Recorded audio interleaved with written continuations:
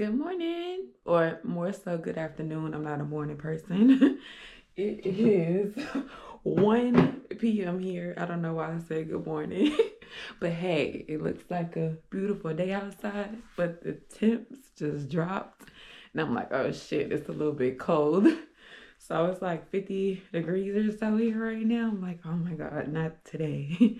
But it was kind of, was it yesterday? I believe it was raining a good bit, but it's still kind of real cold right now. So hopefully it warms up later on the rest of the week. So, anyways, how's everybody doing and all that good stuff? Speaking of cold weather, your girl was wanting to go to Detroit as soon as I got back on, American soil, but the only reason why I didn't because I cannot tolerate cold weather at all, y'all. So I was like, I'm gonna wait till it's like spring or maybe summer, to kind of swing through the D.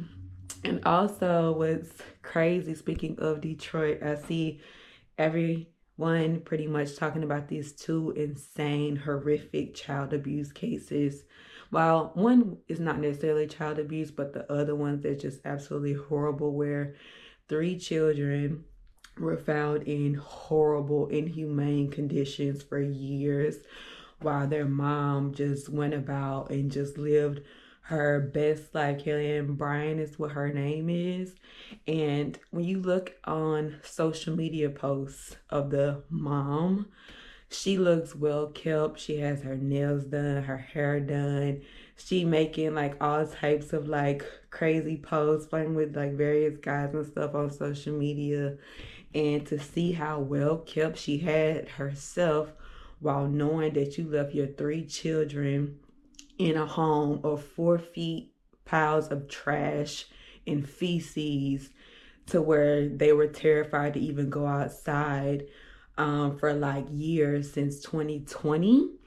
That is just absolutely insane. And it's just no way that her entire family couldn't have known that for the last 5 years.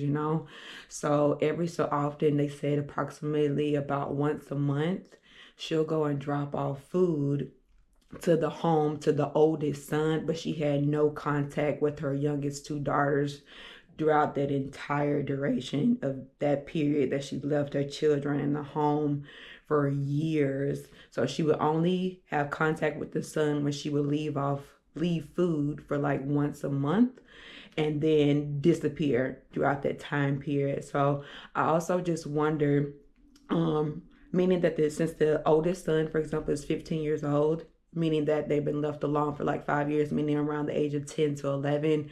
So still that mentality, if you're a kid, stranger danger, so to speak.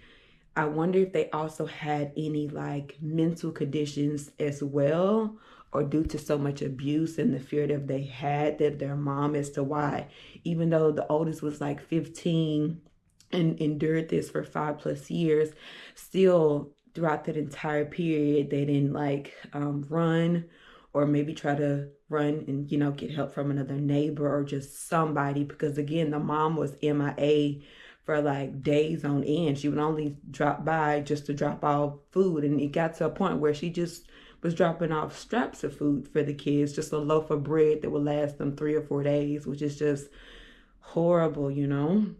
So I just have so many cases, so many questions regarding that case.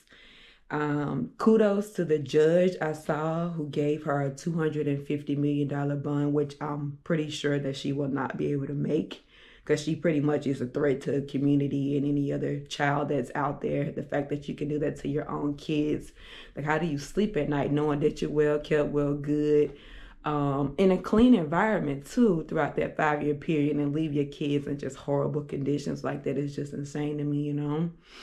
Also, what's crazy, she also was caught on social media doing a so-called food drive, where she was like helping other people in other communities, hey, donate food to them. And how are you out here donating food to everyone else, but knowing that you're leaving your kids at home with just a loaf of bread?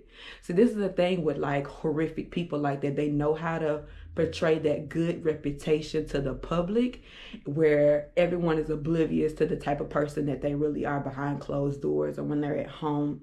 So again, she was out here doing food drives and promoting like donations for everyone else.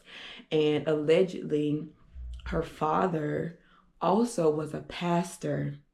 So you have the father who's a pastor, and he's a minister. He's ministering to like his congregation of people, you know, when it comes to like preaching about God and all this good stuff. And you have her who has this good image on social media as his daughter.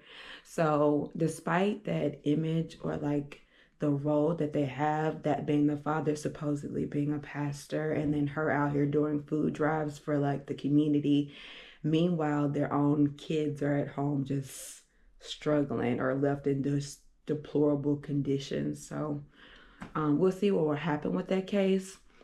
Also, another case that we saw coming out of Detroit would be Tatiana, who was 29 years old, where 2 of her children died due to hypothermia while she was pretty much homeless and living in a van. She says she sought out like several means of trying to like ask others for help, the community and so forth. But recently, after that GoFundMe went up, you see on social media, she's out like partying with a bunch of people who, mind you, didn't help you at all when you were struggling or homeless in a van.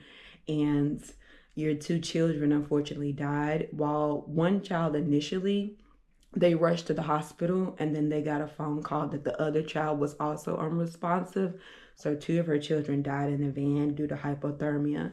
She also said she tried to like seek out help from like shelters to see if she could find any means of housing throughout this time period, and said that she didn't. However, another shelter to kind of like help with housing homeless people, where she parked her van, like on the 9th floor or whatever parking garage that she would typically park it at. Actually, there was like a homeless shelter down the street from where she was parked that had available rooms for her and her kids. So it's like, where exactly did you go to help? Also, where were the father figures in both of these cases? We saw in the Tatiana case, he was completely just horrible when they interviewed him. But I think when it comes to those other 3 children with the Kelli Bryant case, those fathers definitely should be charged or looked into as well. And I don't want to hear the excuse of, oh, well, the mom tried to keep him from her kids. It's like, if you really want to be a parent, nothing will keep you from your kids if you really want to be with your kids. That's just how I see it, you know. But we'll see what happens with both of those cases. I'm going to run to a grocery store real quick. I always forget something. I even sometimes make a list on my phone. So I just need like olive oil mainly. I'm like, dang, I done got maple syrup. I forgot to get my olive oil. So I'm just going to run and grab a few things, and then I will tune in with you guys in a little bit, okay? Okay, I'm going to go get some cookies first. Y'all know I love cookies, right? Something else I was going to say. When I saw those 2 specific cases regarding those kids, it reminds me every time, I don't know why I'm still like so connected to this case even though I don't have kids, but years ago, do you guys remember like the horrific child abuse case of a kid by the name of Aiden Jones that was like 7 years old? That's what that reminds me of every single time. Maybe I'm an empath, I don't know, but every time like I like look at, oh look, they have a lot of stuff over here. Oh look, it's a whole little shopping center over here. I didn't even know that. Ice cream. But what I was saying was, maybe I'm just like an empath. So like I feel, especially when it's like a 7-year-old like that, getting abused like that, because you gotta understand, in the mindset of a kid at that age, they're gonna think that they did something wrong, right? Typically. And pretty much what happened, he was like being tortured for years by his father and his stepmother for years, so much to the point that they left this baby chained in a bathroom to where he stopped breathing. And when he died, they fed him to pigs. And again, that baby was only 7 years old. And over this duration, or long time period, while they abused this baby for so long, they recorded it.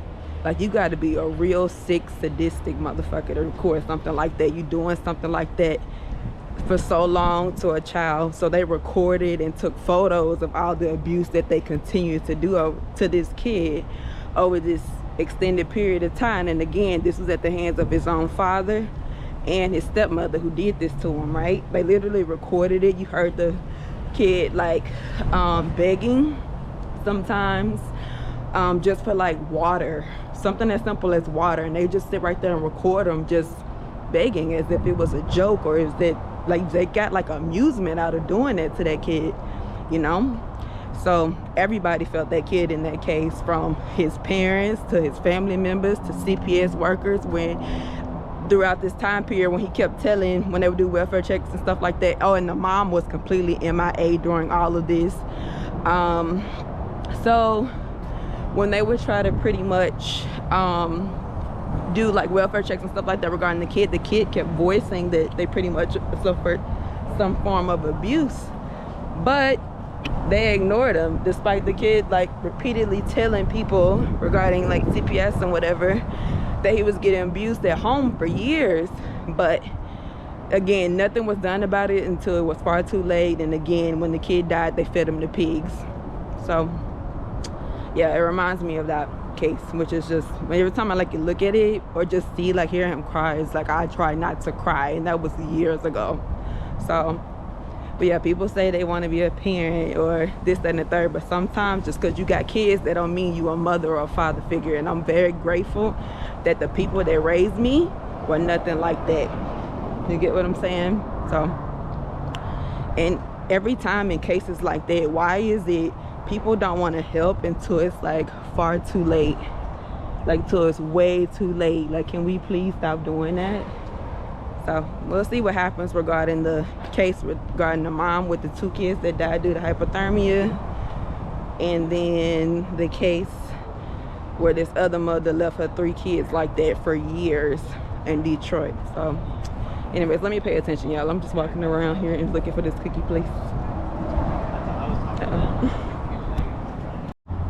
Okay, y'all, I found the cookie place. It's a whole bunch of cooler shops over here too. So I wonder if this is just like the Mo Cookies place that I found that I was in Tallahassee. I didn't realize it was in more than one spot. Oh, yes.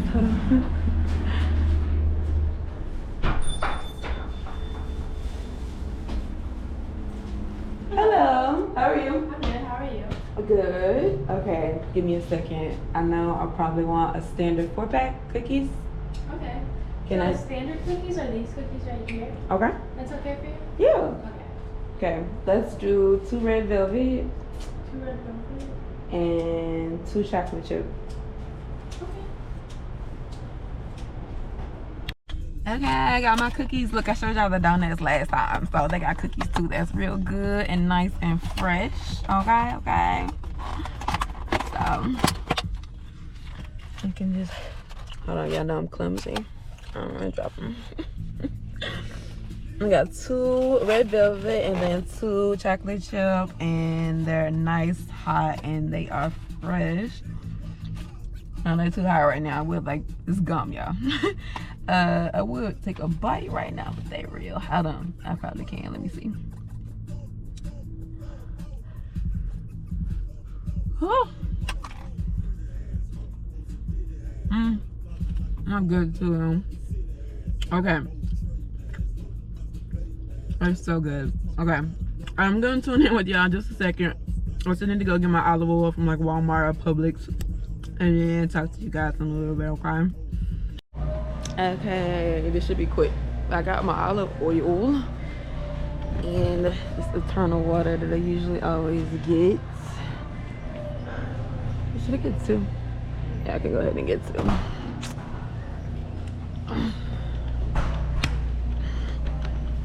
One thing I used to hate is when I used to go to a store when I was a kid with like that auntie or that grandma or even my mom.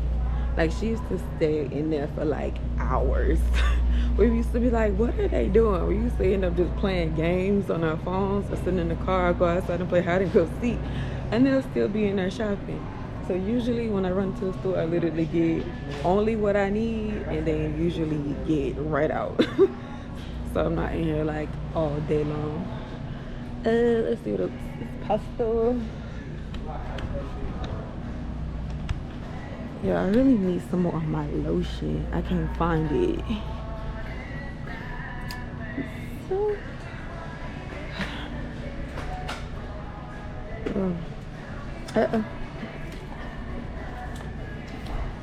let's see.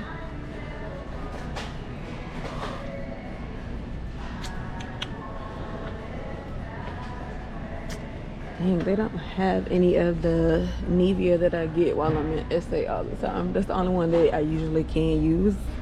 That works the best for my skin. So I'm gonna try this cocoa butter one out, but I really like the one that got avocado and like advanced 5 that I always get when I'm at Woolworths. Yes, that African people. Look, somebody asked me why I still got my Woolworths bag. Usually I never even have a bag most of the time, so they Woolworths bag from Woolworths stores and SA come in hella handy when I'm just grabbing a few things that I need to get in and get out. So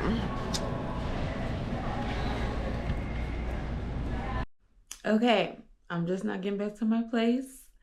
Like, comment, and subscribe. I'll tune in with you guys a little bit later. Love you, especially my South African babes. Wink, wink.